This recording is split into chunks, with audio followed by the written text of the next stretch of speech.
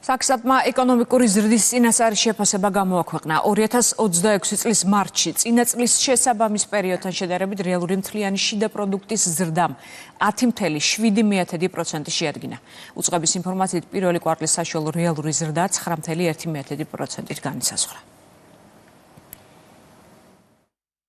2026 წლის მარტში სახეზე გვაქვს საქართველოს ეკონომიკის 10.7%-იანი ზრდა.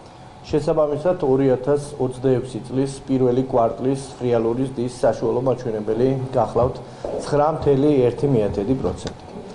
საანგარიშო პერიოდში DGG-ს გადახვდა საწარმოთა ბრუნვის მოცულობა დაახლოებით 13.4%-ით გაიზარდა და 15.600 მილიონ ლარს მიუახლოვდა.